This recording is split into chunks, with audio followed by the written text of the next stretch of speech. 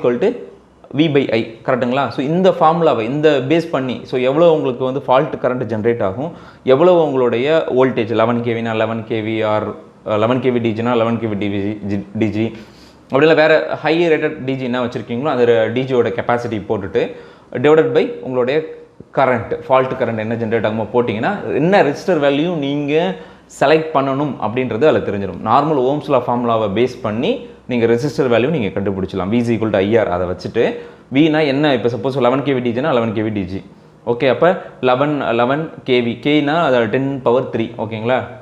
அடுத்து divide by fault current வந்து எனக்கு வந்து ஒரு 10 kA வருது அப்படின்னா அந்த 10 kA நான் போட்டுடணும். ஸோ ரெண்டுத்தையும் டிவைட் பண்ணுறதுக்கு முன்னாடி நான் இப்போ இங்கே வந்து பண்ணியிருக்கிறது வந்து பார்த்தீங்கன்னா லைன் வோல்டேஜை கன்சிடர் பண்ணியிருக்கேன். அதை வந்து நீங்கள் வந்து ஃபேஸ் வோல்டேஜை மாற்றிக்கணும். ஸோ அப்போ டிவைட் பை √3 போடணும். லைன் வோல்டேஜ் டிவைட் பை √3 போட்டிங்க அப்படின்னா உங்களுக்கு அது ஃபேஸ் வோல்டேஜாக மாறிடும். அப்போ ஃபேஸ் வோல்டேஜ்